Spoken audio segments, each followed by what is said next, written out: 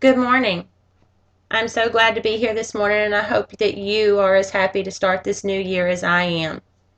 I've tried to make my way around to each one of your classrooms and meet you personally before we come here together this morning. In case I forgot or did not find somebody, then I just want to take a moment to introduce myself. I am Amy Jo Brown, and I will be serving as your principal for the 2015-2016 school year and beyond. I'm really excited about the great things that will be taking place on this campus, and I welcome you to join me in this journey. Before we go any further, I want to just take a few minutes to talk about the agenda. You all received an agenda before the meeting, and I requested your input on things that you would like to see talked about or concerns that you have had that you would like to see mentioned on the agenda. I have made the adjustments and to include the concerns that you have, and we will be discussing those. I appreciate your input, and I will always request input from you before I make any decisions or changes to this campus. It is my goal to always be respectful of your time, and I will strictly abide by the times allotted for discussion on each topic on the agenda. To have a little bit of fun with that, I have assigned a secret timekeeper, and that secret timekeeper has a secret sign. And when you came in the door, you were given a little yellow star with your name on it. Near the end of the meeting, you will write your guesses of who you think the secret timekeeper is and what the secret signal is. We'll put those in a bag, and we'll have a little bit of fun with pulling those out and hearing what your guess is and who your guesses are. So if everybody's ready to begin, we're going to go ahead and start. The time is going to start now, so timekeeper, if you will keep me on track. Okay, a little bit about me. I am from Nacogdoches. I graduated from Nacogdoches High School. I went on to SFA and received my Bachelor's of Science in Interdisciplinary Studies, 4 through 8 Reading and Language Arts. I taught for 2 years at McMichael Middle School in Nacogdoches. I then moved to Woden and taught 2 years language arts and reading. I then taught ag science. Then I taught junior high science. Then I was the Gear Up coordinator for the district. I was the GT coordinator for the district and the early college high school coordinator. Because I have served in so many different capacities, I understand your struggles as educators, and I will always remember where I came from. I am also married to my high school sweetheart, and we have 2 beautiful daughters who also attend school here. I'm going to bring up a little quote that I like, and it's something that I really do believe in. I believe that every child deserves a champion, an adult who will never give up on them, who understands the power of connection and insists that they become the best that they can possibly be. Now I need to get to know you. Oh, first I need to recognize the new teachers. We have 3 new teachers in the district. Caitlin Larimore. Welcome, Caitlin. She will be teaching A&P and chemistry. We also have Bruce Saxton, who will be teaching pre-cal. Good morning, Bruce. And Terry Williams, who will be in addition to our athletic department. If we would, please welcome all of our new teachers and always be a hand for them if they need assistance. Be there and be cordial. Okay, now I need to get to know you. In front of you, you were given 4 pictures of animals: a lion, an otter, a beaver, and a golden retriever.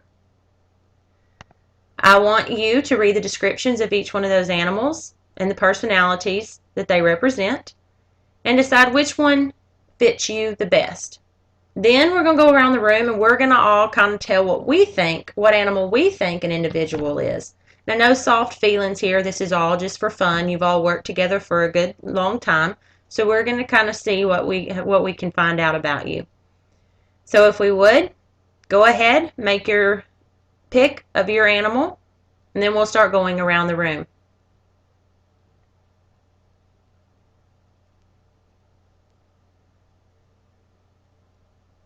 Now, wasn't that fun? That really helps me know how to effectively work with each of you, and it helps us learn how to work with each other. I appreciate you participating in that activity. I thought that was a lot of fun. Okay, I want to move on to my core beliefs and values. I think it's very important for us to understand what the main thing is. A lot of times we wander through life trying to figure out What is the main thing? We have to determine that. I'm familiar with the struggles that this campus has faced in the past, and we will implement change.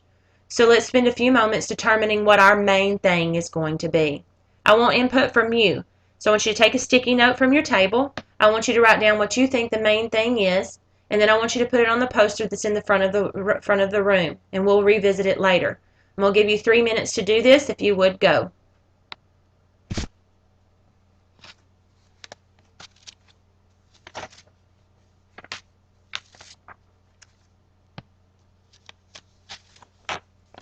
Okay, thank you. We'll revisit that. We're going to move right along to the core beliefs. 3 core beliefs that are very important to me is community collaboration and accountability. Well, what do those mean?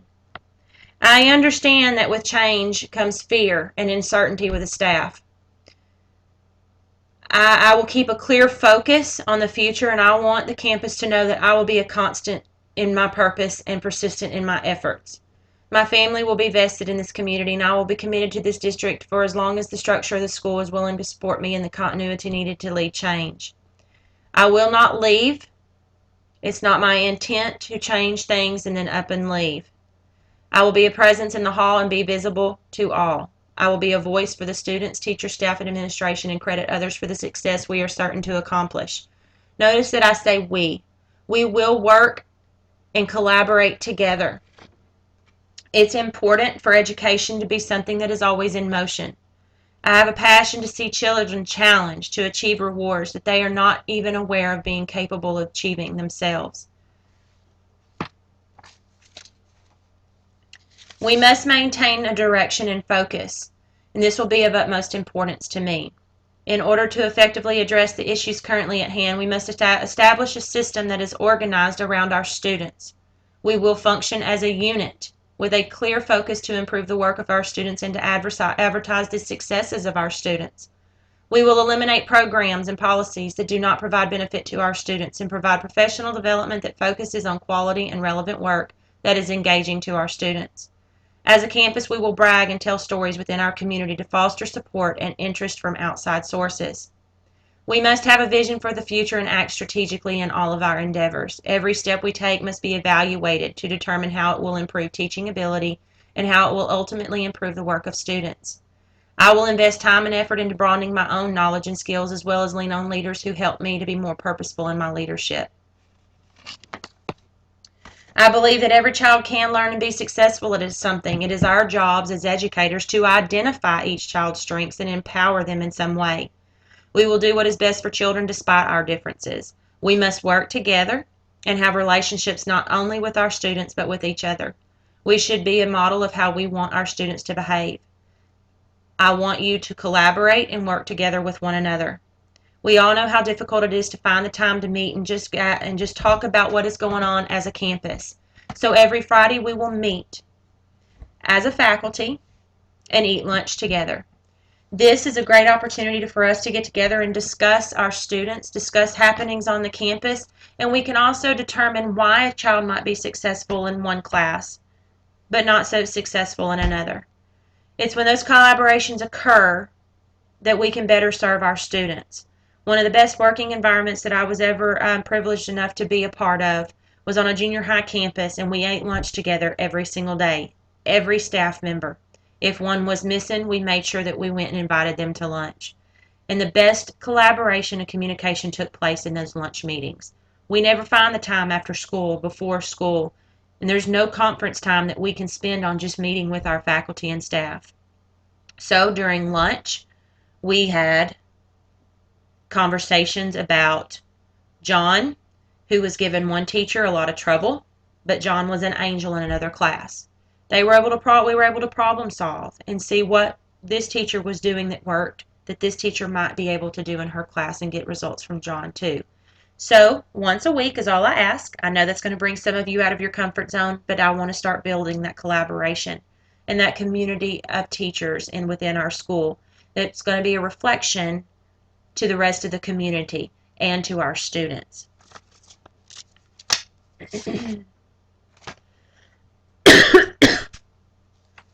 As far as accountability goes, I will be a presence in the halls and in your classrooms.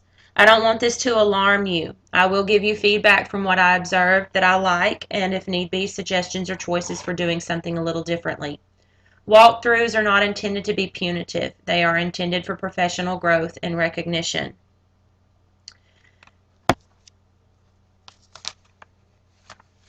And as this little comic says on the screen, it says that I am sure glad that the hole isn't at our end, and I think probably some of the picture is cut off, but what good is that one end of the boat going to have with that attitude when the whole boat's going to sink if they don't all pull it together?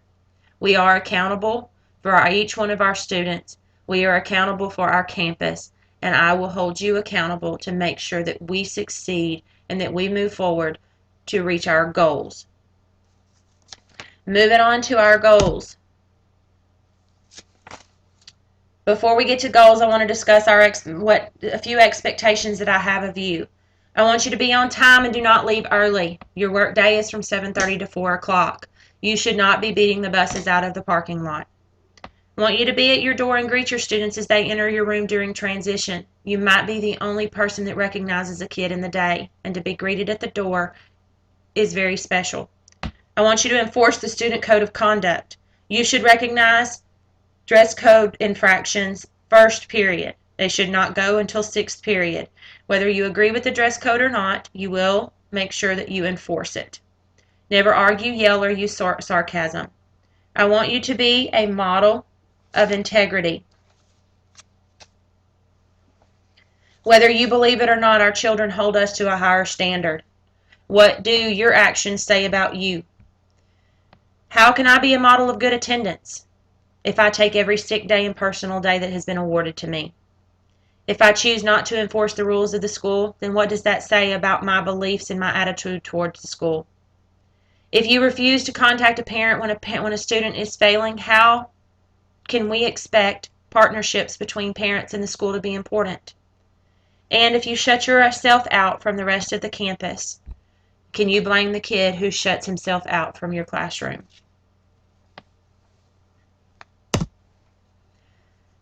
Help when needed. Be a team player. I want you to enter grades to the parent portal within 24 to 48 hours of being assigned. It does no good to give an assignment that you don't grade and give feedback on. Work not worth grading is not worth giving.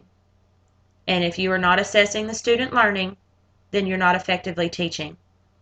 We will have a focus to implement writing across the curriculum. We know that writing is a deficit all across the state, so you will be provided professional development that will be useful and ongoing to you. And every subject area will be implementing writing on a weekly basis. I want to see that your lesson plans are turned in every Friday and that they do represent something, an activity that you are implementing writing, regardless of the subject area that you teach. You are in the business of learning. I want to challenge you to continue your own. And I want you to check your email at least once a day.